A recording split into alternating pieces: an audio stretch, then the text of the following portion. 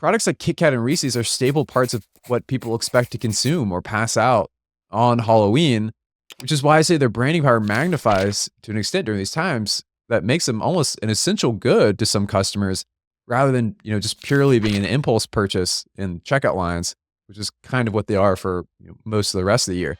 And maybe you say the same about Valentine's Day.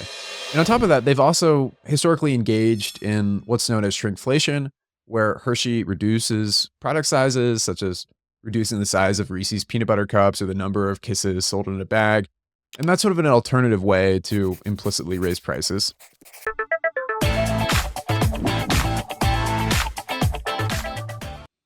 Hey, so this week we are covering one of the most widely recognized snack companies in the world, and that is, of course, Hershey. And Hershey's portfolio of brands ranges from, obviously Hershey's Kisses, but to Reese's, Skinny Pop, and Dots pretzels too. Really spanning the spectrum from sweet to salty and gummy to crunchy. And I'll be outlining the company here as sort of my investment pitch this week for my colleague, Daniel Mahnke.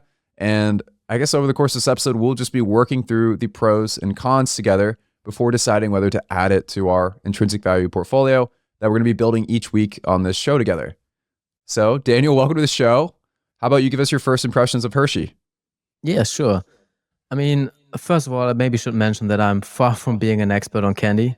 It's not really part of my diet, and I try to avoid it whenever I can. I do love chocolate, though, so if I get weak, it's definitely me eating chocolate at home alone. So I was a bit surprised to see that one of my favorite chocolate ever is also part of Hershey's portfolio, which is Kit Kat. And I must admit, you just called it a global brand. And me coming from Germany, I do not know most of the brands. Kit Kat is really like the one example that that's everywhere in every store. And Reese's is also pretty much in every store you set foot in. But apart from that, I couldn't remember to see any of the other brands that Hershey has in its portfolio. So I do think there's still a regional component. And as you know, Germany has its own huge candy, like Haribo, maybe some know that. And that's huge here in Germany. So yeah, I will learn a lot about Hershey today from you. And I also looked into the business a little. And I was surprised to see that they actually have margins. I think they have gross margins that mostly remained flat at 45% over the last decade, and operating margins that have actually increased from 19.6% in 2015 to nearly 23% today, which is pretty astounding because I know that cocoa prices are firstly inherently volatile, but also, as far as I know, they've almost tripled at times last year. So that should be a huge problem to Hershey. And, you'll probably tell me how Hershey did perform pretty well despite that. And I would like to hear it. I do still know that their stock didn't like those cocoa prices at all. I think it's now down 36% from all-time highs. And you probably will tell me, though, why there's still a lot to like about Hershey. And I do know that beside their stable margins, I think they have a 3% dividend yield, which is always pretty attractive. They have a strong 15% free cash flow margin, which is also not easy to find among high-quality business like Hershey. And they show more than 20% returns on invested capital over the last 5 years. Return on invested capital is such an important metric that I think every company that shows such a high quality should definitely be looked at in more detail. And it is also trading at a seemingly reasonable valuation of, I think, 16 to 17 times earnings right now. I mean, those are the numbers for the last 12 months. And we all know that with the cocoa prices, there might be a bit more struggle to come. And I'm looking forward to you telling me how Hershey is going to handle that. Yeah, so you're exactly right. The picture is very mixed with Hershey. On the one hand, you have this legacy of success and these brands that aren't going anywhere. Yet on the other hand, you're getting pinched from both ends in some ways with higher input costs that you alluded to with the cocoa prices and then some fall off in demand. And it's funny because despite all the bluster about the GLP-1 weight loss drugs, from what I've heard from the company's management, they actually think most of the weakness in customer spending stems from people responding to inflation by switching to knockoff brands and private label products. I've got a quote here from Hershey's CEO that I'll just read on the impacts of GLP-1 drugs, but he says, "So we would say we're seeing a mild year-on-year impact. I'd say consistent with what I think we've shared, in line with what we would expect, which I would say is a more gradual impact. We've continued to see multiple sources of data validating that the consumers of these drugs are eating disproportionately less of our categories. We are carefully monitoring that behavior, how it's evolving, and certainly understanding what the needs are of those consumers so that we can continue to evolve our portfolio. And, that is fairly ambiguous, but I guess for me, the takeaway is that the fears about the GLP-1 drugs, at least for the time being, are maybe a bit overblown. And the slowdown, at least if you believe management, is apparently primarily from consumer weakness. And the question then is whether that is unique to their business or emblematic of perhaps a broader recession that is looming in the economy. And either way, you can see why Hershey's stock has been absolutely hammered over the last year or two, right? Competition from lower price snack brands, GLP-1 drugs structurally reducing the amount of snacks being consumed, namely by Americans, and a roller coaster ride in cocoa prices. And all of that is obviously a recipe for pain.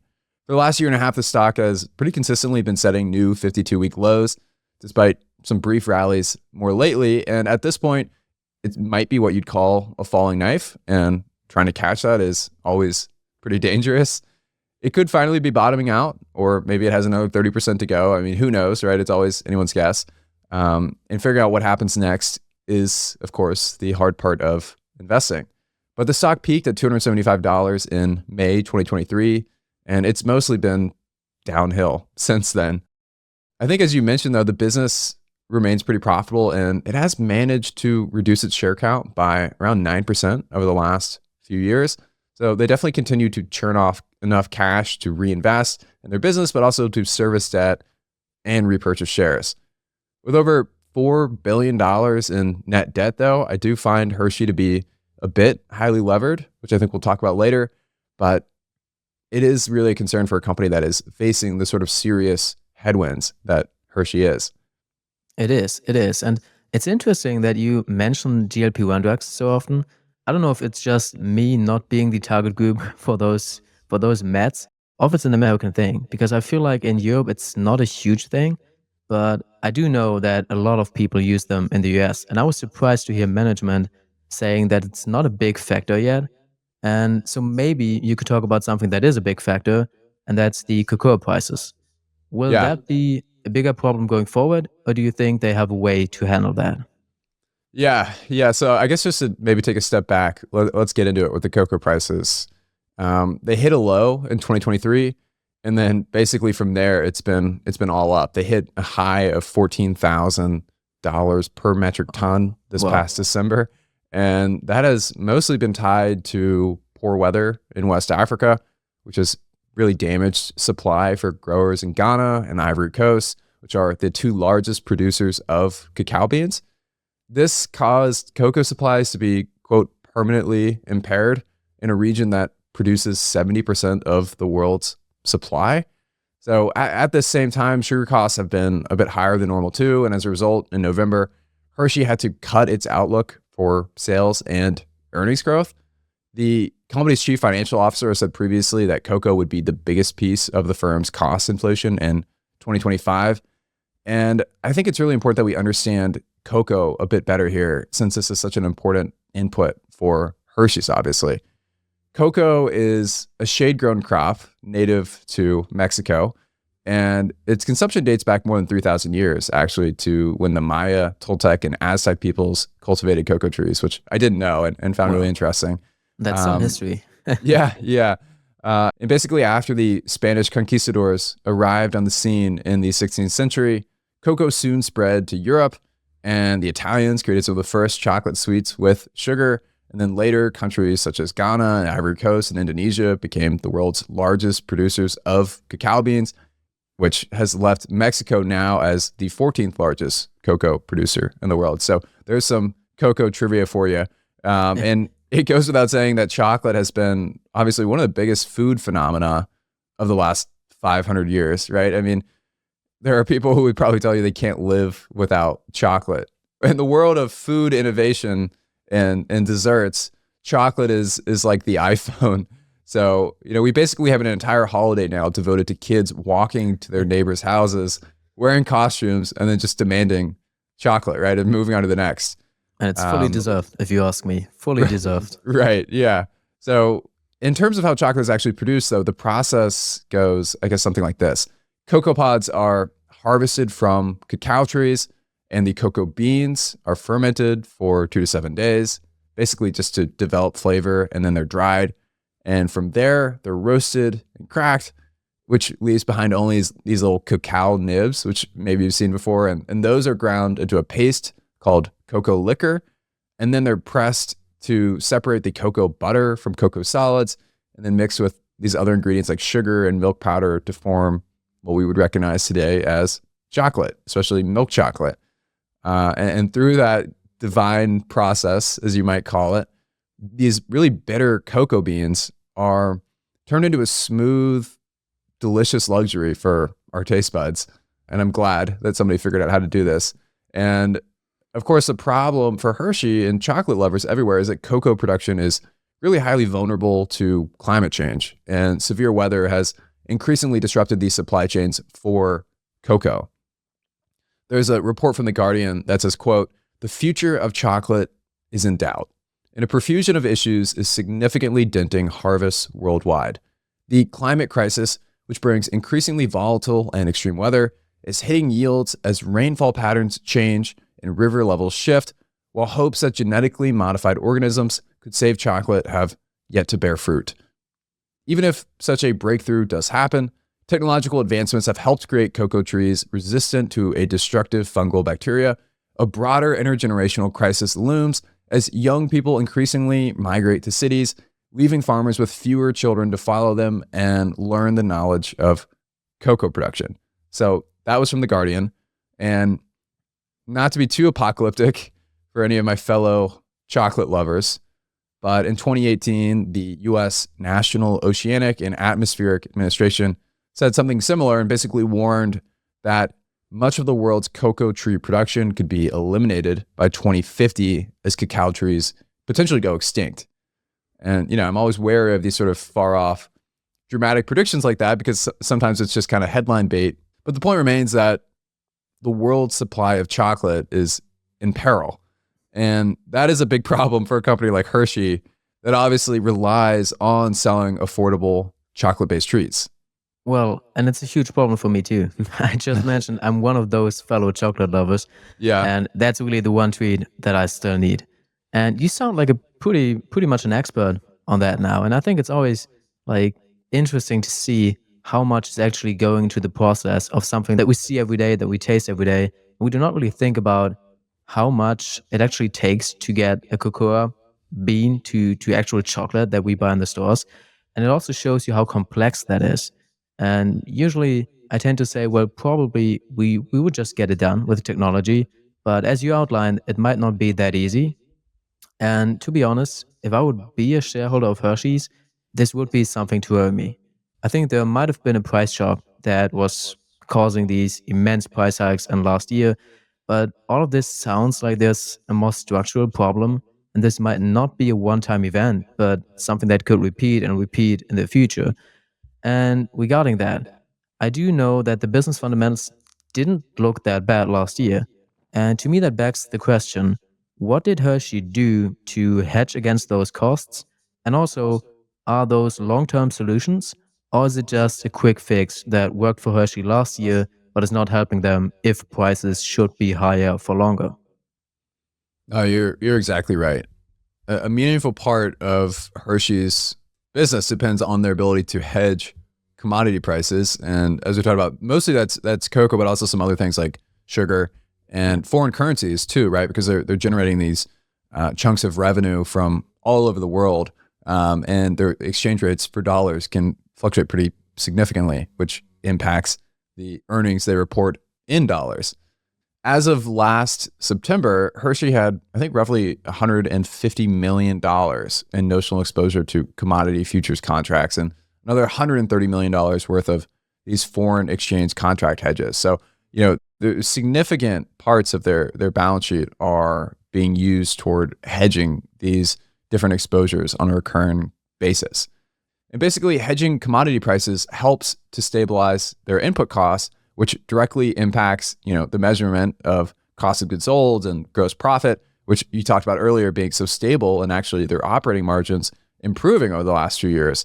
And to further offset that rise in cocoa prices, the company has had to raise prices though too, right? And so I think, over the last few years, at least in 2024, we saw a 67% price increase across almost all of its chocolate products to address for what they can't completely hedge away. So you do have some amount of price increases that ultimately ripple through to the consumer, though, Hershey tries to absorb a lot of that before they pass it on. And by some estimates, at least, cocoa costs consume 20% of the company's total cost of goods sold. So those fluctuations in cocoa prices where, from one year we're at a low to the next year we're at an all-time high, and the associated hedging costs to reduce that impact, it can have real impacts on the company's overall profitability. And I guess unsurprisingly, Hershey ends up being such a massive purchaser of chocolate that they can move market prices for cocoa. To try and hedge costs in 2025, Hershey recently asked the US's top derivatives regulator for permission to purchase a truly enormous amount of cocoa through the New York Mercantile Exchange.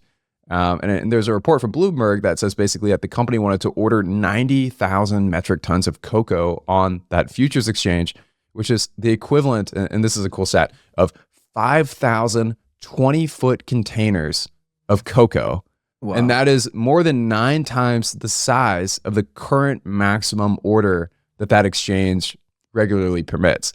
So if the question is, how is Hershey dealing with hedging these costs? Well, they're doing it in a big way. And the takeaway really is that hedging only goes so far, though. They can't hedge 100% of their supply needs. Otherwise, they're showing up with 5,000 20-foot containers at the futures exchange.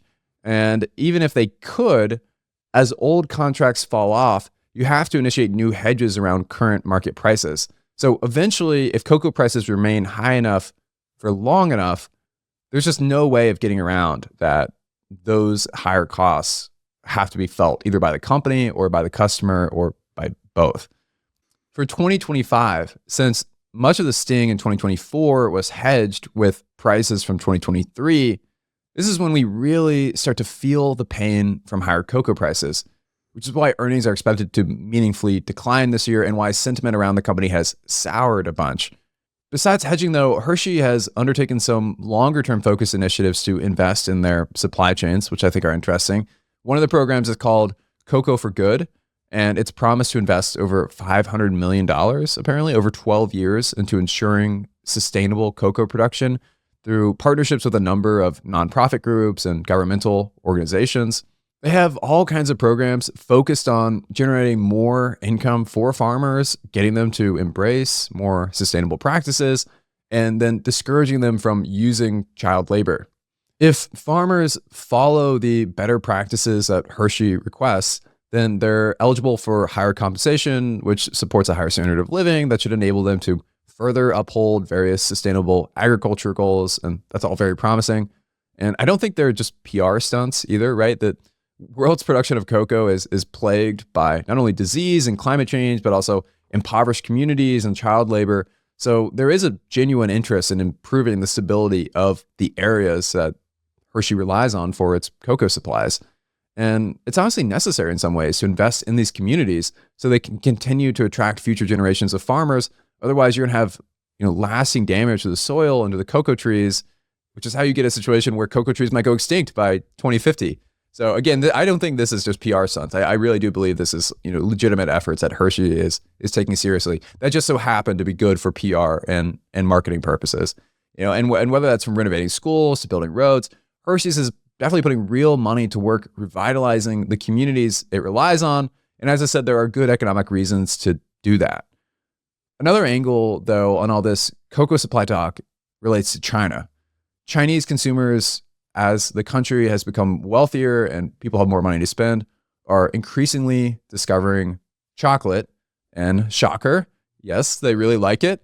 And now they can increasingly afford it too, as I said. And as with many other commodities coming from Africa, China has gotten involved directly by loaning funds to help build things like processing plants and storage warehouses, presumably with the goal of pivoting African suppliers away from Western companies, eventually to Chinese ones.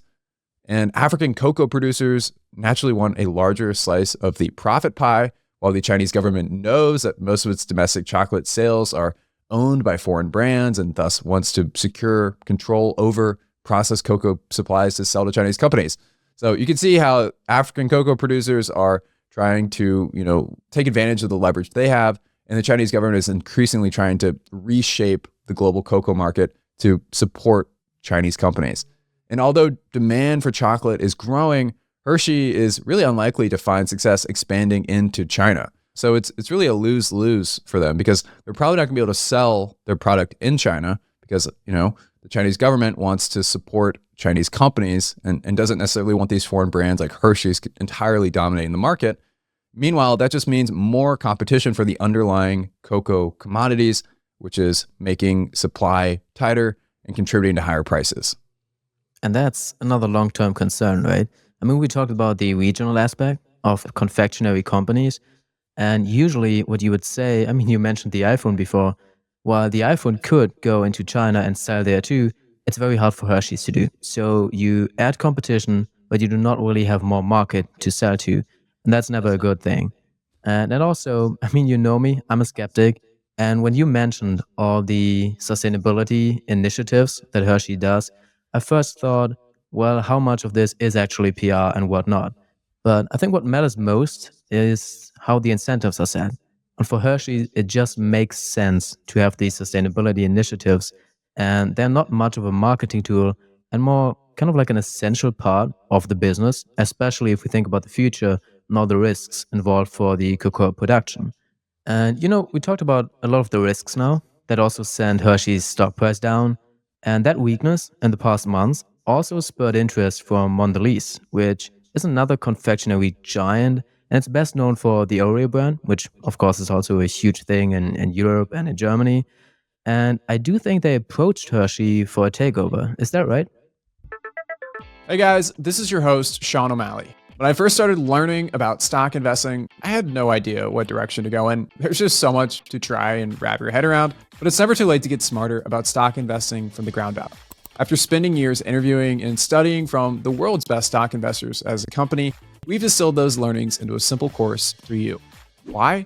So we can help you master the principles of excellent lifelong stock investing. The course is great for both beginners and pros.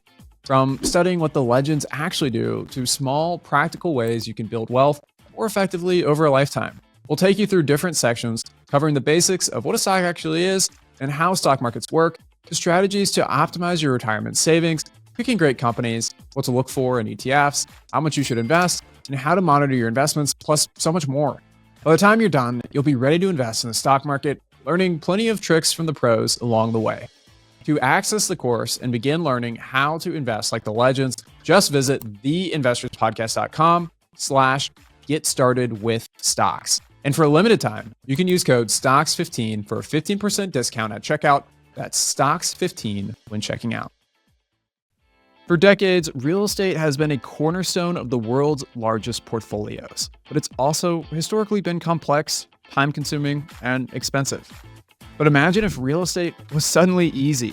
All the benefits of owning real, tangible assets without all the complexity and expense. That's the power of Fundrise Flagship Real Estate Fund. Now you can invest in a $1.1 billion portfolio of real estate starting with as little as $10. 4,700 single-family rental homes spread across the booming Sun Belt. 3.3 million square feet of highly sought-after industrial facilities thanks to the e-commerce wave. The flagship fund is one of the largest of its kind, well-diversified, and managed by a team of professionals. And now it's available to you. Visit fundrise.com/WSB to explore the fund's full portfolio, check out historical returns, and start investing in just minutes. Carefully consider the investment objectives, risks, charges, and expenses of the Fundrise Flagship Fund before investing. This and other information can be found in the fund's prospectus at fundrise.com/flagship. This is a paid advertisement. Yes. And it got rejected by Hershey's controlling shareholder. I'll say the structure is weird, and there's an entity known as the Hershey Trust Company that is the controlling shareholder in Hershey, the company we all know. And this trust company has 80% of the voting power, despite only having 20% of the economic interest in the company. And the trust rejected the takeover bid from Mondelez for being too low. And rather than countering, it appears that Mondelez is now focused on increasing its share buybacks and dividends and probably making smaller acquisitions. So I don't expect Hershey to get bought out. And there's a few reasons for that. But most of all is because they explicitly declined Mondelez. For context, the trust owns pretty much all of the B shares that are outstanding. And that is opposed to the common shares that are the ones traded publicly that you and I could purchase. And because of the differences in voting power between those share classes, the trust has 80% of the vote, right? That's how you get to it. And funny enough, this isn't the first time they've rejected a bid from Mondelez either. The first rejected bid was actually back in 2016, and they've rejected other acquisitions over the years, going as far back as an offer from Nestle in 2002. So to just kind of pull the thread here further, because I do think it's important to understand who is Hershey's most powerful shareholder. The Hershey Trust Company was set up by the company's founder, Milton Hershey, in 1905. And the aim was pretty noble, right? It was intended to support a handful of charitable causes, whether that be private boarding schools for lower income students to nonprofit botanical gardens and theaters. Milton had hoped too that it would also serve as a local bank for his hometown and be able to provide mortgages and loans and savings accounts for residents. But it has, however, been plagued by a number of scandals over the years, from concerns over excessive compensation for board members of the trust to a questionable $12 million purchase of a troubled golf course, and even discrimination allegations about denying admissions to a student with HIV and reports of wire fraud. It's just a really messy and uninspiring picture for shareholders in the company at large.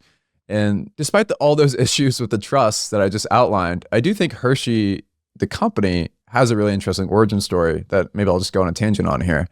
It's worth mentioning that despite coming from the same area as Hershey's ice cream, they're actually not affiliated with each other, and they're completely different companies.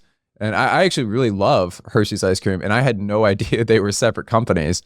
For years, I thought they were the same. So it was a shock to me. And you can imagine that there were decades of trademark disputes, which there were. So it's not surprising.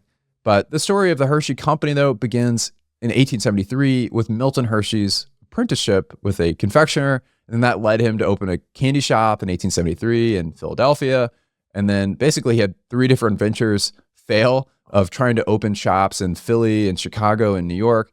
And eventually that all led him to return to iconic Lancaster, Pennsylvania, to once again try from a different angle. And rather than running a storefront, his big idea was to found the Lancaster Caramel Company. And from there, he built a milk processing plant where eventually by 1899, he had devised his signature method of producing Hershey milk chocolate. And then in 1900, he sold off the rest of his caramel company for $1 million and chose to focus only on chocolate, which was sort of visionary in a way. He recognized that caramel was just a fad at the time, but he saw chocolate as more of a permanent thing that people would always want to eat. And that's kind of funny, but he was right. Chocolate is considerably more popular today. The chocolate business took off pretty quickly from there too, and he soon constructed a chocolate plant in his hometown, which made for an affordable place for his workers to live. And then the origins of the famous Hershey Park stem from him trying to improve employee morale by providing them with some leisure activities for workers and family. And then in 1907, Hershey produced the company's famous Hershey Kisses chocolates for the first time. And to jump a bit ahead in the story, Hershey would round out the other pillar of its business in 1963 by merging with Harry Burnett Reese's company, who had invented the Reese's Peanut Butter Cup. And then today, Reese's represents about 30% of the company's sale. So obviously that merger has had a lasting impact on what Hershey's is today. The other aspect of its candy empire is Kit Kat, which you might be interested to know isn't entirely owned by Hershey. For context, in 1969, Hershey received a license from a UK-based company known as Rowntree to manufacture and market Kit Kat and Rolo in the US. And after Hershey's competitor Nestle acquired Rowntree in 1988, it was still required to honor that agreement. Hershey, because of that, continues to make and market Kit Kat products in the US only, but that license would revert back to Nestle if Hershey were ever sold. So losing the licensing rights to the Kit Kat brand has actually been a major sticking point in the sales offers that Hershey has received because, of course, when a company like Mondelez comes and offers to purchase Hershey, they're not accounting for Kit Kat in that offer. And then from Hershey's perspective, because they're going to lose Kit Kat operations in the US, they don't see the offer as being high enough and being valid. So again, that is part of the reason why I don't think Hershey would ever sell. And it's not entirely because of the trust company, but certainly the trust company is something worth understanding better. So that was, the Kit Kat story I was waiting for. Yeah. And it's kind of funny how every time you do not know what product in the food space or what company sells a product in the food space, it seems to be Nestle. Nestle just has such a huge market share, and it always amazes me. Whenever you see a product, you do not know where it is produced or who sells it. It's always Nestle. But we're not talking about Nestle today, but about Hershey's. So Yeah. maybe we should get back. Thought it was interesting when you talked about the Hershey Trust and the 80% voting power they have. I do not have a generally strong opinion on having one large shareholder. I think there are positives and negatives, and I think Hershey does a great job of showing both.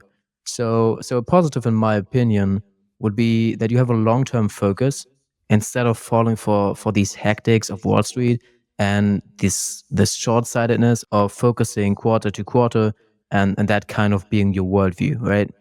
And then you have the negatives. As you mentioned, as a shareholder, you have very little influence on what happens to the company. And if you have a stubborn owner like the Hershey Trust seems to be, looking at all those offers they declined, it can be a bit frustrating. For example, the market seemed to like the idea of a merger. I think the stock went up about 10% on the news. But now that that seems to be off the table, what does Hershey's roadmap for the future look like? I mean, what's something that shareholders and maybe you can get excited about? With a company as old and mature as Hershey's, I'm not expecting anything too dramatic, but they do continue to acquire new brands here and there that sort of round out their business. Last November, for example, they acquired Sour Strips, and they've also aimed to increase their production of gummy candies by 50%, which they've paired with a partnership with Shaq. They literally call them Shaqalicious XL gummies, and they're just really big gummies of Shaq's face. But, it's one example of how they can use these sorts of promotional partnerships to drive new product lines like gummies, which wasn't previously a big area of business for Hershey. And at the same time, despite having so much brand power, Hershey's has been under some competitive pressure. We mentioned already that consumers have shown a good deal of price sensitivity around confectionery treats, and folks trading down to lower priced candy brands and store brands is a real pain point for them coming out of the pandemic. And they also face challenges from up-and-coming brands too, like Mr. Beast's chocolate bars. For listeners in the audience who don't know Mr. Beast, he's basically the most popular YouTuber in the world and an icon for Gen Z in many ways. And his brand is so big that I'm not sure Hershey's could ever hope to compete with it with paid marketing. Chocolate is not his top focus, but his brand is growing really quickly and is continuing to be rolled out across the US. And that will only eat away at Hershey's sales on the margin. So I do find that concerning. I'll also mention that North America remains Hershey's primary focus because it's so hard to scale confectionery products internationally, right? Hershey's is sold in 60 countries, but most of those sales outside of North America are rounding errors to the broader business. The reality is that people tend to have strong regional biases toward their favorite candies, something I know you know, Daniel. And so recreating Hershey's success in the US within a different cultural context with existing or new chocolate brands is just no simple thing to do. See's Candy has been one of Warren Buffett's best investments. teaching him enough about brand power and pricing power to eventually invest in Coca-Cola, which we both know has been one of his biggest winners ever. And even See's Candy couldn't overcome the regionalism of the confectionery industry. It's particularly popular in California and the Western US, but otherwise it's not that widely known, despite all the publicity that Buffett has given it over the years. There's a lot of nostalgia surrounding the brand and its core markets, but outside of there, these emotional attachments really don't translate. One thing that does offer some room for optimism, though, is Hershey's plan to better manage its operating costs, which is something it can directly control and can help offset these upward swings in cocoa prices that we've seen. One of the things they've done is that they've digitized their product portfolio with a new system called SASP S4 HANA system, which is kind of a mouthful to say, but it's a core part of what Hershey's calls its AAA initiative, which stands for Advancing Agility and Automation. And basically, it's an enterprise resource planning software that gives them real-time insights into inventory needs. It allows Hershey's to have a live look at demand on the retail side and supplies of cocoa, sugar, and all the other ingredients that go into production. And because of that data, it's expected that they'll be significantly more accurate in forecasting supply and demand, allowing Hershey's to minimize waste. And obviously, all that's really valuable from a supply chain perspective and saving costs for Hershey's. And for example, you can imagine that with Reese's, they need to know how many they need to make. And they also need this system that can help tell them how many tons of peanuts and cocoa to go out and purchase. So the system enables managers to be more proactive about maintaining their production lines, and it could help them figure out the best time to even repair and maintain or clean equipment and a lot of stuff like that. So it just adds a lot of efficiency in different ways. And management expects it to be fully complete by 2026, which is anticipated to save them about $300 million per year from there. So it's pretty substantial. Who knows if that comes to fruition? I wouldn't necessarily factor it directly into my analysis, but like I said, it gives me maybe some reason for optimism and shows that even after all these years, Hershey's is still finding ways to boost efficiency, which can unlock earnings growth. You mentioned so many interesting facts now. One of the things that came to my mind is that it's interesting how we just said that the legacy brands in the industry have such a strong regional focus. Hershey's mostly being in the US, See's Candy even part of the US, and then many brands that are in Europe and everything. And it still looks like those personal brands, these influencer brands, have far more reach.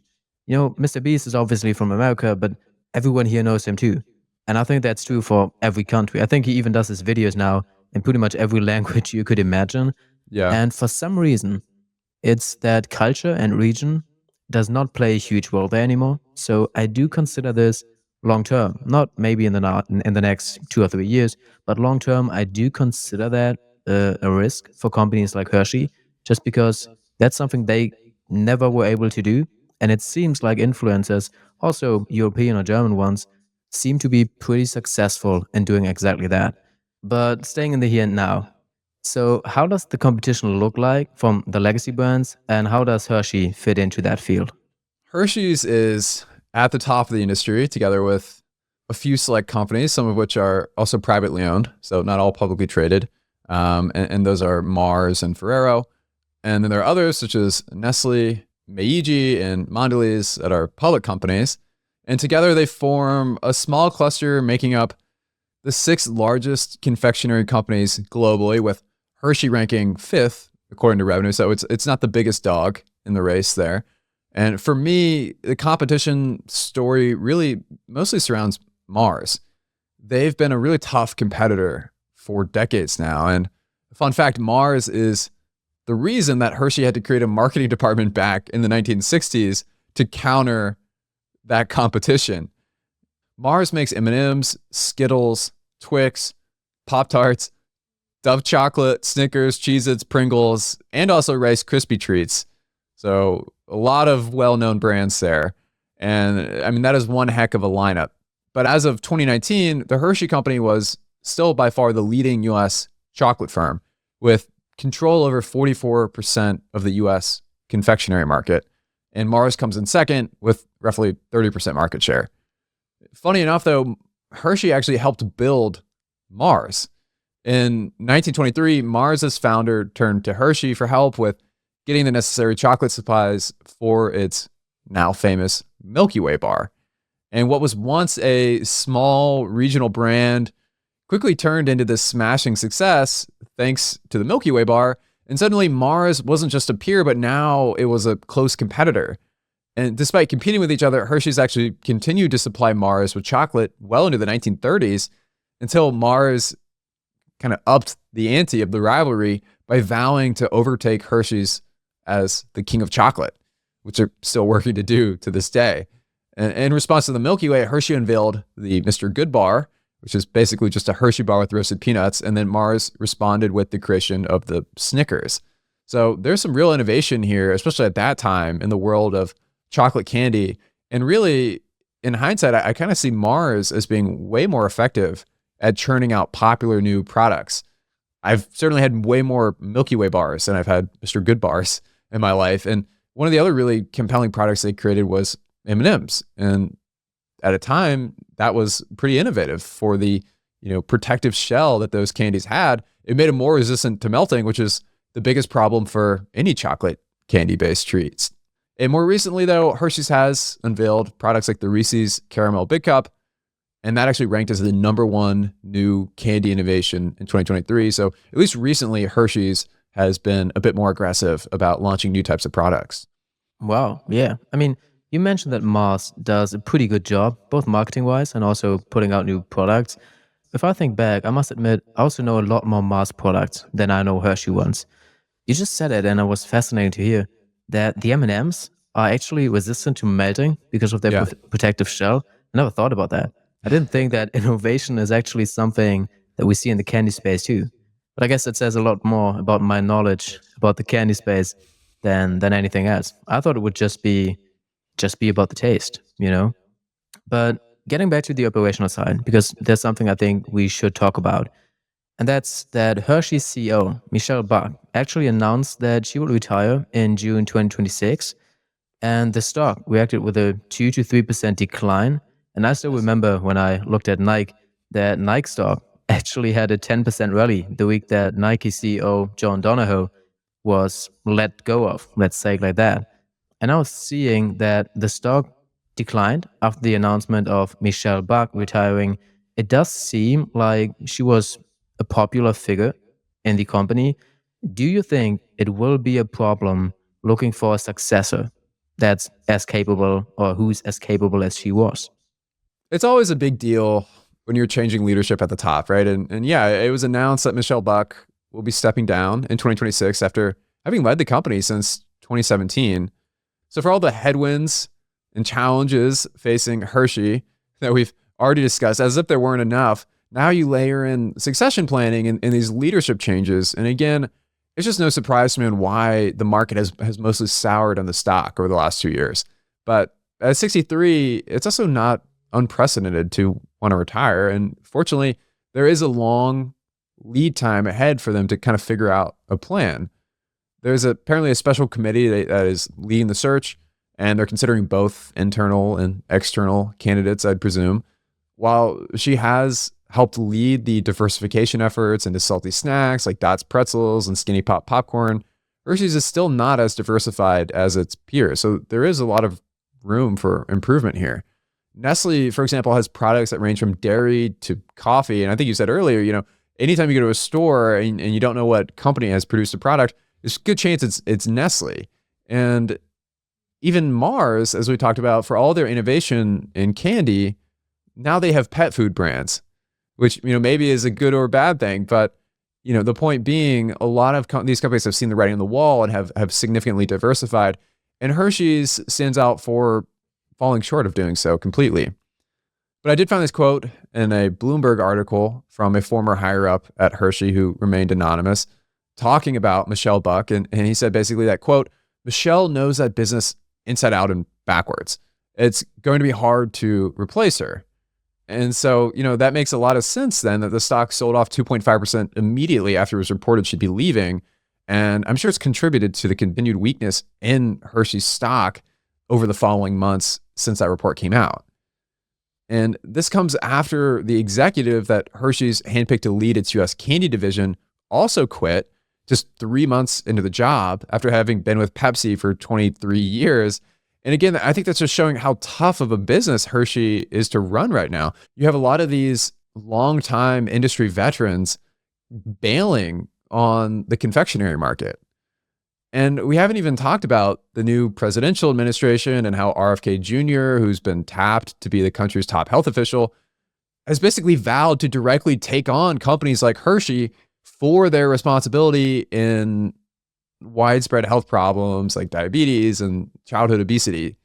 So from lawsuits to regulations forcing them to change their formulas and supply chains to simply bad press, the risks from government and public scrutiny are also mounting here for Hershey, to say nothing of tariffs either, which is a really big elephant in the room. Hershey's is in some ways arguably as beloved as any brand like Disney or Apple, especially around the holiday season, but it just feels like the business cannot catch a break right now. And that is making the markets increasingly paranoid about its prospects, which, if taken to an excess, can actually create attractive buying opportunities. And some investors have certainly recognized that as the stock, just in the past few weeks, has mounted a bit of recovery after their Q4 earnings. That's true. Although I have to add to the management discussion that I usually do not pay too much attention to management if the company is as big as Hershey's. However, if someone leaves after just a couple of months and he's known for usually staying decades at different companies, it does seem a bit odd to me. But now, maybe kind of initiating a new topic. There's a quote of Buffett coming to my mind, as so often the case. I mean, part of my internal monologue is just Buffett quotes. No, obviously I'm kidding. But I still want to phrase it out and then ask you what you think about it. So the quote is, "The single most important decision in evaluating a business is pricing power. If you've got the power to raise prices without losing business to a competitor, you've got a very good business. And if you have to have a prayer session before raising the price by 10%, then you've got a terrible business." So you mentioned Apple and Disney, two companies with immense brand and pricing power. So how would you say does Hershey fit into that picture? So as an investor, that is clearly the big question. And I can't know what will happen with cocoa prices, but if I had to guess, the outlook here has a good bit of fear and worst case scenarios already baked in, meaning the range of outcomes actually probably skews toward the market at some point being relieved that cocoa supply doesn't remain as tight as feared for as long as currently feared. I guess another way to say that is we can probably look past the rise in cocoa prices, not because they won't continue to be high, but because at some point that will just be a part of their business structure and it won't be negatively impacting profits relative to previous years. And I tend to think that if prices are high enough, though, we will always find new ways to produce something or unlock supplies that were previously unavailable. And I'm sure the same is true with cocoa. Maybe I'm naive, but without being an expert on cocoa supply chains, high enough prices should eventually induce more farmers to plant cocoa trees. But I'm kind of sidestepping the question because the bigger question here is, does Hershey's have pricing power? And if Hershey's doesn't have pricing power over its customers, then that's a much bigger issue for shareholders long term. Because whether it's cocoa or sugar or tariffs or taxes, whatever it is, there are a lot of different angles that costs can be imposed on this company. And if Hershey's cannot adequately pass it on to consumers, that's a big problem for shareholders. Again, it's one thing for cocoa prices to rise, but if Hershey's prices rise correspondingly, then there shouldn't really be any impact on margins, at least in theory. The business would basically just be as profitable as before. And in that case, it wouldn't really matter if cocoa prices swing from year to year, but that's contingent on them being able to raise prices in line with the increases in input costs. And in other words, I guess you could say if Hershey could adjust prices as needed, they could keep their business intact, assuming there's no sensitivity from customers. In economics, though, you might say that demand for Hershey's products resembles what you might call elastic demand, meaning that customers are sensitive to pricing and will purchase fewer items if prices jump too much. You're not going to pay any price for a chocolate bar. There are limits to what consumers will expect. Whereas, gasoline is the classic example of an inelastic good. Demand is not that sensitive to prices. And for anyone in the audience who doesn't believe me, consider the price you'd be willing to pay to fill up your car with gas if you ran out on the highway. People see cars as an essential part of their life, and correspondingly, gas is too. So if you ran out of gas on a road trip and the only gas station nearby was $30 a gallon, I would still pay it, at least for 1 gallon, because what other option is there until you can find another gas station? And so to bring it back to Hershey, we know that structurally, people aren't going to be as insensitive to chocolate prices as they are with gas. It's just the reality. But we also know that people really love chocolate. So they might be willing to absorb some amount of higher prices and maybe more than you'd think. I know I've definitely splurged on some chocolate bars that might have cost me $5 or $6 for a few ounces of chocolate. But when you're craving chocolate, that price maybe doesn't seem that steep in the moment. I've certainly regretted it after. But, when I'm chowing down on a Hershey bar and kind of enjoying that moment of bliss, $5 doesn't seem that crazy. And then this gets into a whole nother conversation about how Hershey's is priced relative to its competition. And that's what I think really is at the core of its pricing power discussion. If every chocolate product in the world raised prices exactly in line with increases in their cost for cocoa and did so at the same time, Hershey's would probably see no drop off in sales volumes. But obviously that is not what happens. Every chocolate brand does their own assessment of how their economics work out. They hedge their costs differently, and they decide then how much of an increase in input costs they can absorb versus how much they can and want to pass on to consumers. So Hershey's is not raising prices in a vacuum. That's my biggest takeaway. If they raise prices by 10% while private label brands only raise prices by 5%, then Hershey's has become relatively more expensive compared to the other options. And when we ask whether Hershey's has pricing power, this is really what we're talking about.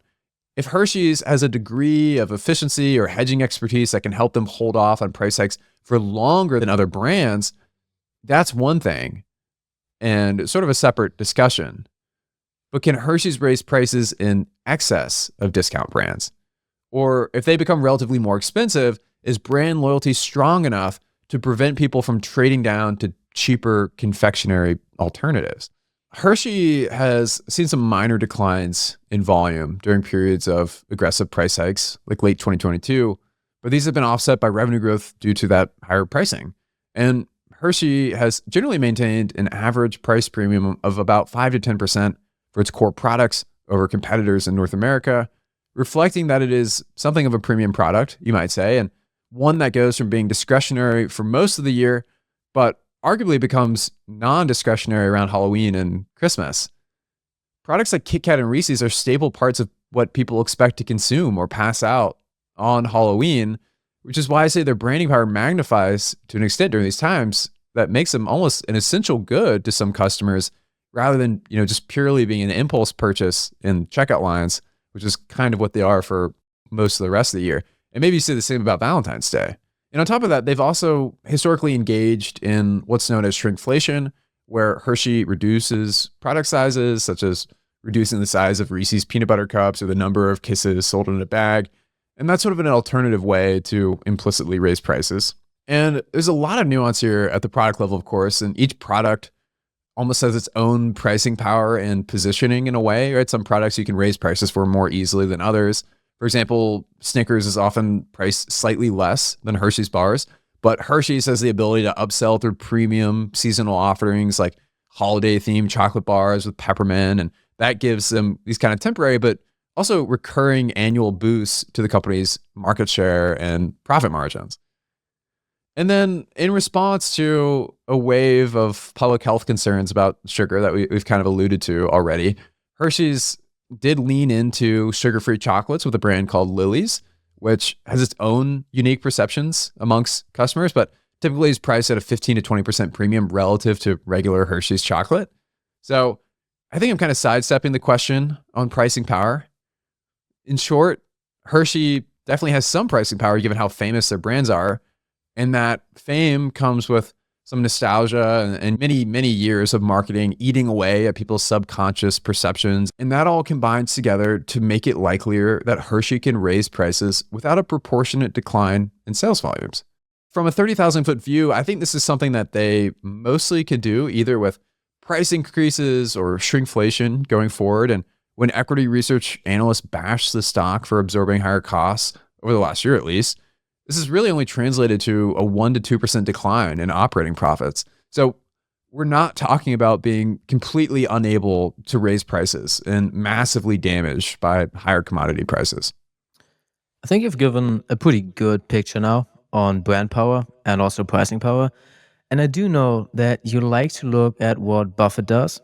And you already mentioned it today that he bought See's Candy, right? And that's kind of his investment or the investment that made him go more into the direction of buying better brands and buying those brands that have pricing power. Now, probably, and you also mentioned that one, Coca Cola is the investment that most people would connect to Buffett in that way. Maybe even after 2016, Apple, that might be. But I still wanted to ask you, I know that you probably also picked Hershey because you see those parallels to See's Candy and what it did for Buffett. So, once again, maybe how do you think Hershey fits into this? And just hypothetically, would you think Buffett and Munger would currently buy Hershey, or at least like it for the business it is? I appreciate you bringing up Buffett and Munger because I'm always looking for a chance to pull a thread just a little further to have an excuse to talk about Charlie Munger. And in Poor Charlie's Almanac, which is, this wonderful compilation of Charlie's thoughts over the years, there's a transcript from a speech titled Practical Thought about Practical Thought.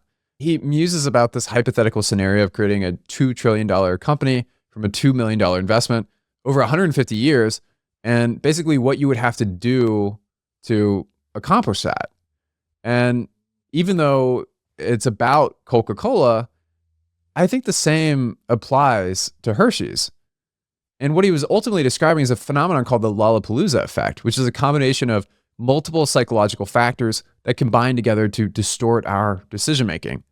So with Coke, you have a unique name that makes the product stand out. There's caffeine, which is one of the most addictive substances in the world, as well as sugar, which you could say the same for, and a whole bunch of marketing to condition people to associate Coke with fun times or beautiful women, and then standardized global production such that no matter where you are, the experience is consistent when drinking a Coca-Cola. And when you're traveling across some foreign land and stop into a store for a drink, all of those factors will implicitly bias you to pick Coke over anything else. You recognize the brand, you've been conditioned to associate it with positive feelings, you crave what's in it, and importantly, you know what to expect, which removes a huge barrier to purchase. One of the hardest things about sales is convincing people why they should care about your product, and not having to do that to the same extent is really the advantage of Coke.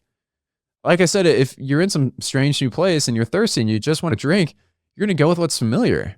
At least I would, right? Personally, you've never heard of the local cola brands and you have no idea if they're any good or what they'll taste like, but you know exactly what Coke is going to give you. And the same is true for McDonald's and any other global brand. And that's why I think the brand power behind Hershey's assets are so powerful. In some ways, Charlie Munger could have just as easily been describing Hershey's in his talk, which I'd really encourage anyone to check out. Hershey's has sugar, caffeine, and also chocolate, which has its own unique addictive properties. And combined with its consistent taste and brand recognition, that all goes into the Lollapalooza effect, subconsciously driving you to impulsively grab a Reese's or a Hershey's bar. And, I can't say why Buffett and Munger never invested in Hershey's over the years. To some extent, you just can't invest in everything. And I'm not sure, maybe they see some flaw in the business that I don't see. But at least at from a high level view, a lot of the wonderful things that have gone into building a brand as powerful as Coca-Cola, you could say the same for Hershey's. Sure. And I mean, you and I both know that both Charlie and Buffett, they're huge on opportunity cost.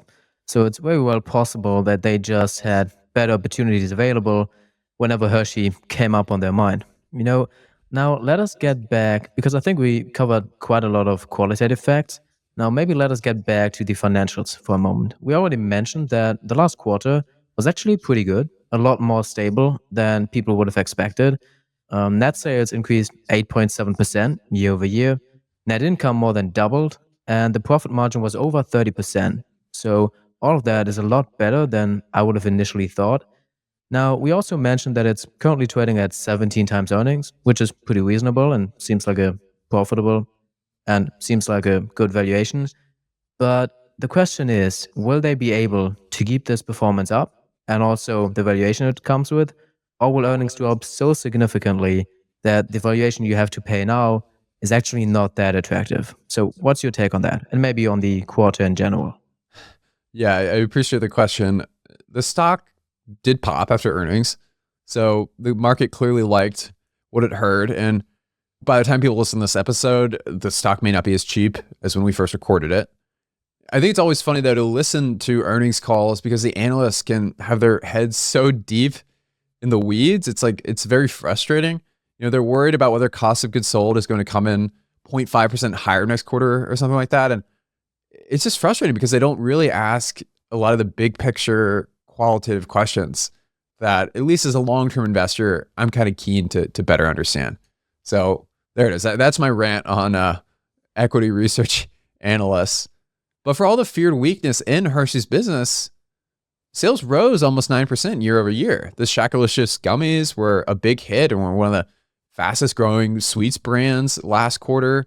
And Jolly Ranchers were really strong thanks to their new Jolly Ranchers ropes product, which I didn't even know about, but I'm kind of excited to try at some point. And, whether it's from mint and gum sales to Hershey's Brookside brand that sells blueberries covered in dark chocolate, everything looked pretty solid from what I could tell. And I think there's some excitement because Michelle Buck teased that the company will be unveiling their biggest Reese's innovation ever while having their fingerprints all over the Super Bowl, which they did, from ads about Reese's Lava Big Cup to partnerships with Barstool Sports and Jason and Travis Kelce's podcast, which is one of the biggest in the world right now. Probably not a coincidence that Travis Kelce is dating Taylor Swift.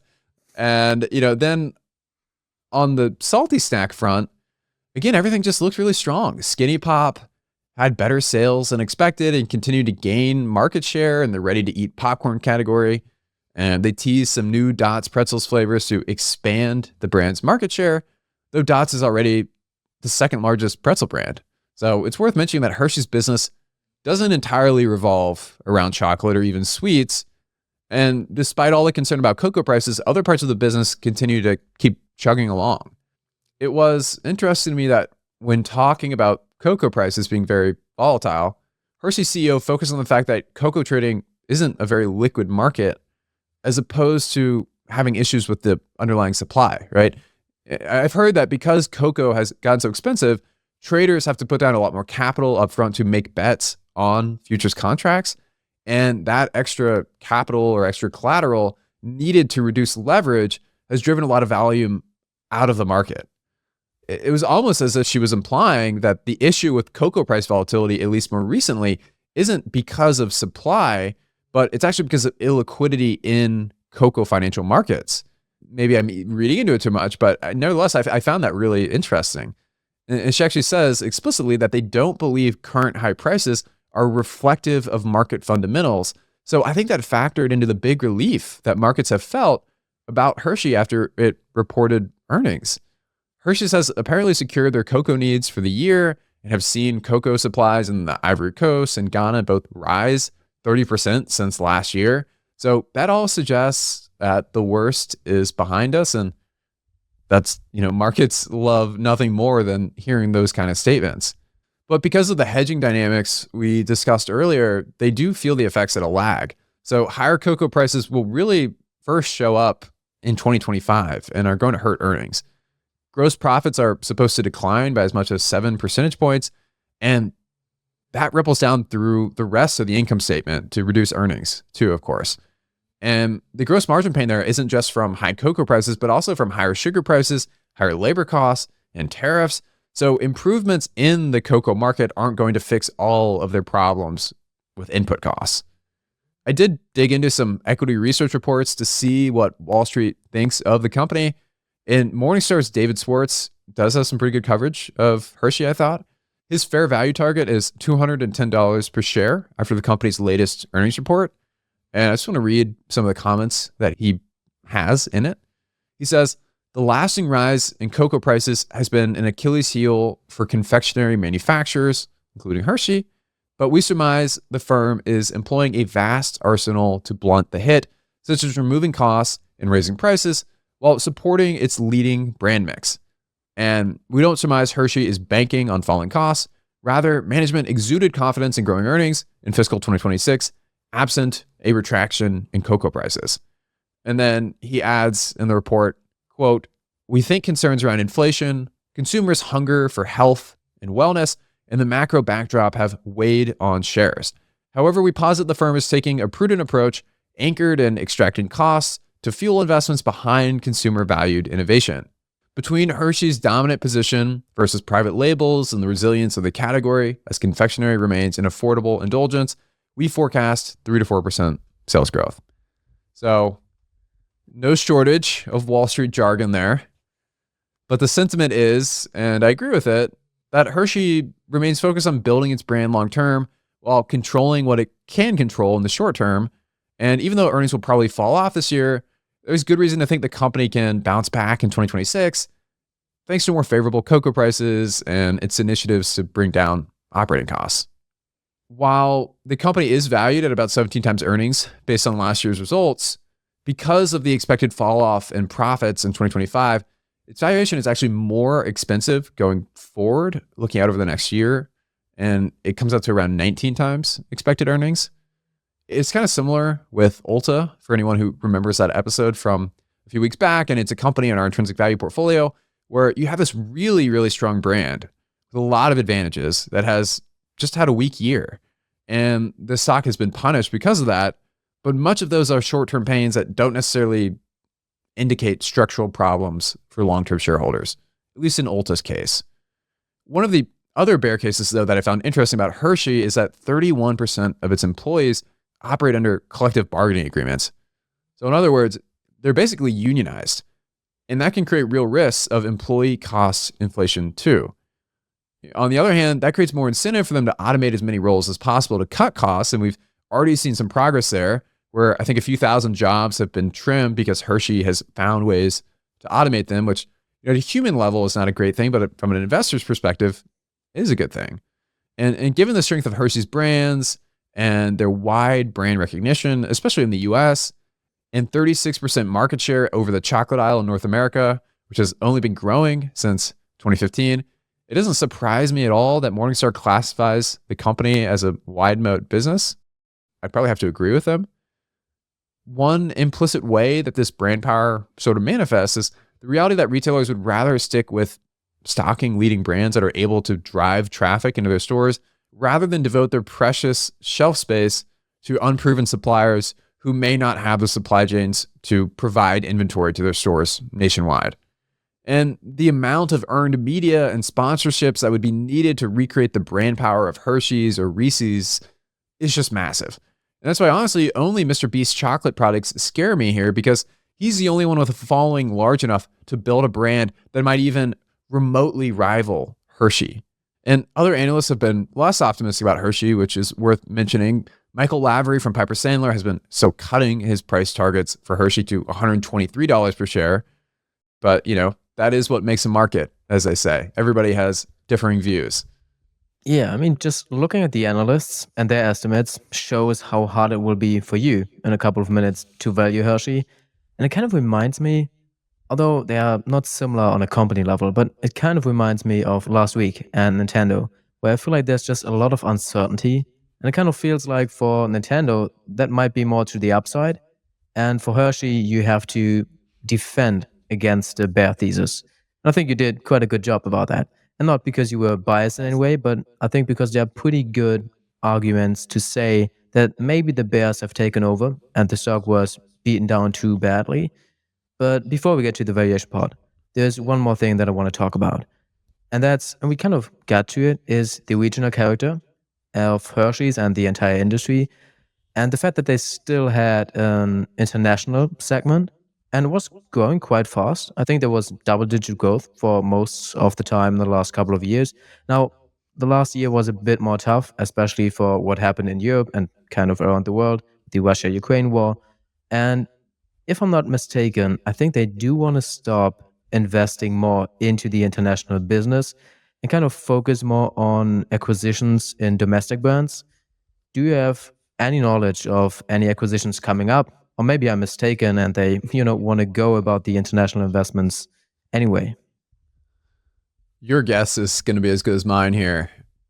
What I do know is that Hershey's loves to buy brands, which they've done with Dots and Lily's, and they really like to buy companies that specifically have about $100 million of sales, strong margins, and which could maybe benefit from Hershey's distribution and relationships with retailers and its large marketing budget. So the wonderful thing about Hershey's playbook there is that they're disciplined enough to mostly only bet on proven brands, yet they have enough advantage from their scale that they can further level up these still smaller brands and meaningfully grow their business by acquiring them.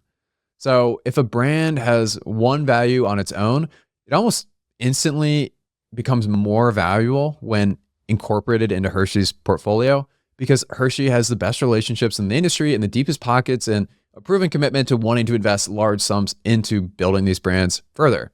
And of course, there's a litany of brands they could diversify into. My guess is that they'll continue to try and diversify into salty products or sugar-free confectionery products in particular, but we'll see.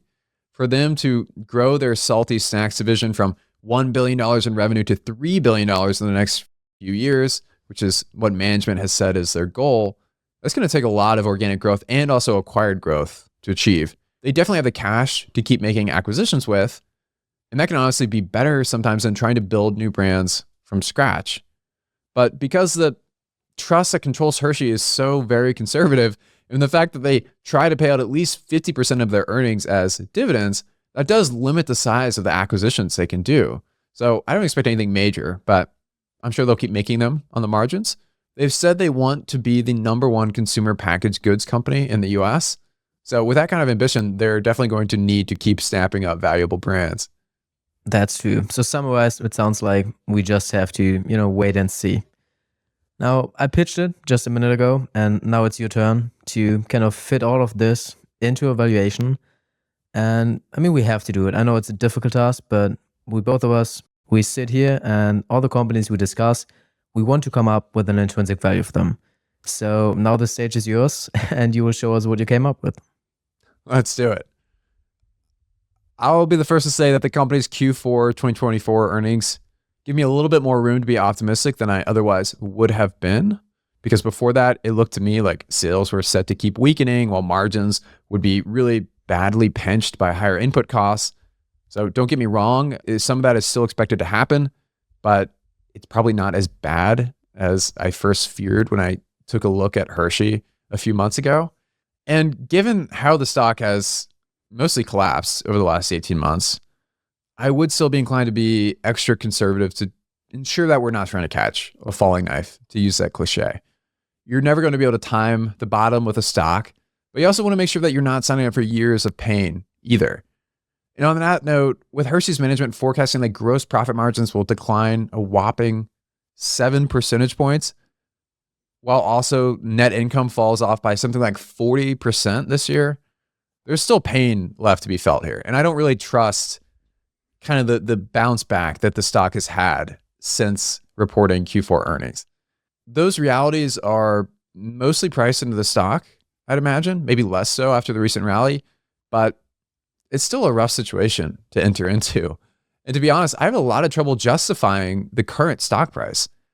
In my model, I try to discount the cash flows of the next 5 years with some fairly optimistic assumptions around gross profits and operating margins normalizing after what we all know will be a bad 2025, and with some modest revenue growth. And I still got a share price target, at least as a fair value, of $131 per share. And when I tried valuing the company based off of a range of plausible price to earnings ratios by 2029, which is another approach I often like to do with companies, I got a weighted value of $129 per share. And so the average of the two, maybe too conveniently, comes out to a perfect $130, right, between the two. And that is a decent discount to the already beaten down stock price at the time of recording, especially after it's rallied a bit. And to build in a bit of a margin of safety to hedge against things going worse than expected or that my analysis is off, I couldn't even really imagine touching the stock and being really, really excited about it given the opportunity cost, unless it were at $115 per share or less, which is maybe laughably cheap to some people. But the reality is we're not obligated to buy any company. And to me, a significant decline is needed before I find Hershey's to be really attractive, which is kind of ironic that I'm pitching it, but it's always good to at least understand these companies so that in the next big sell-off, we're ready to act on it. And that could easily happen. And people may be shocked because not that long ago, the market valued the stock at $275 per share. So, that's a pretty huge gap between what I see as an intrinsic value target, especially because Hershey has such great brands and all that stuff. But the reality is that this company's earnings are expected to nearly get cut in half this year. And things would have to reverse dramatically and quickly in the next few years for the stock to support the kinds of valuations where you could really argue that it's worth more than $200 per share. Otherwise, in my opinion at least, the company needs to be revalued at this new normal where the high gross profit margins of the last decade can't be taken for granted, given the volatility we know can happen in cocoa prices and just the general inflation environment. From tariffs to unionized workers demanding higher salaries, to offset the rampant post-pandemic inflation, you get these feedback loops that play on each other where the price of everything's going up and then workers want to get paid more. And then it's a destructive flywheel working against Hershey in some ways. So there are some real structural challenges that make Hershey fundamentally less profitable than even just 2 or 3 years ago, and especially prior to the pandemic. And it feels like I'm being harsh on Hershey, but I just couldn't find a way to play with the numbers, honestly, that didn't suggest its stock was still overvalued. So my fair value for Hershey is $130 per share. And like I said, if it dips below 115, I might revisit it and suggest it for the portfolio more seriously. And at that point, I'd have to account, though, for whatever news drove the stock to those new lows, which could change the picture. And as long as it's nothing long-term, like I said, I could be tempted to reconsider it. But I don't really feel compelled to own it either at these levels. So I've dumped a ton of info on you, Daniel. So why don't you tell me what you think? Is there anything I'm missing here or any reason we should consider for the intrinsic value portfolio? Well, first of all, if there's one thing that I learned in investing, it's that preparation is everything. I think the more we look at companies and the more companies we have on our watch list, the easier it will be to find the best investments. And I think today's pitch is one that goes into that direction. I think Hershey is a very good business that might not be as attractive at today's prices, but is definitely one to have on the watch list. And, I told you why I love deep dives. And today is an example for why. Because you just learn so much about the business and so much about an industry and the dynamics, that you usually just wouldn't know about. The products when they're in the store and you see them. Maybe next time I eat a Kit Kat, I'll think about the production of chocolate. But that's kind of just why I love these deep dives. So getting to the valuation, I agree with you personally. I wouldn't think that this stock is an attractive investment if we are not a lot closer to maybe $115, maybe even a little below that. Just personally and from my experience, I do not like to buy companies where I feel like the surprises that could come in the future are more to the downside. And you made a great case for the cocoa situation. And to me, it just seems like there are a lot more negative surprises that could come to Hershey stock and their shareholders than positive ones. I kind of feel like there's the potential for a relief rally, kind of as we've seen in the last couple of months and weeks. But over a long term, and that's kind of what we're building this portfolio for, we want to find companies that we could hold for years. I just see too many risks that, for me personally, make Hershey an investment that I wouldn't feel comfortable owning with. There's also the factor that I try to avoid companies whenever possible that I personally do not consume products of. And I give my best to eat as little candy as possible. I mean, sure, if I go for candy, it is chocolate, as I mentioned, but I just generally do not feel good investing in companies that not aligned with my values. And maybe for some people who do know me from my research before, and know that I also talked about companies like Evolution, I'm fully aware there's some inconsistency here, but maybe it just shows that the Hershey case is not getting to my investor heart, right? So that's why I totally agree with you. that we should keep it on the watch list and maybe revisit after the price has gone down dramatically, though. But at today's prices, it's probably not a company I would consider for the portfolio. All right. So there you have it. Our thoughts on Hershey. It was a pretty fun company to dive into, and I feel like I came out a little smarter on understanding brand power, even if Hershey's isn't itself a screaming buy. And the wonderful thing about this show is I can kind of pitch a company, we can talk through it, and as we work through it, if we realize it doesn't deserve a spot in the portfolio, it wasn't all for nothing. I have to admit, though, that I didn't get as excited about Hershey as I normally do when researching companies. And to me, that was just a signal, kind of like what you said, Daniel, that the company just doesn't align with my values. And that's probably a really poor way to invest. But we all only get to go through this life once, and we have to live with the decisions we make. And not to sit on my high horse here, but I don't feel great about being someone who owns a company that I know is significantly contributing to obesity and poor health globally. And there's more than enough companies out there to invest in where I don't have to kind of have that thought lurking in the back of my head. To be fair, candy isn't evil, nor do I think Hershey is evil, right? It's just a group of people running a business.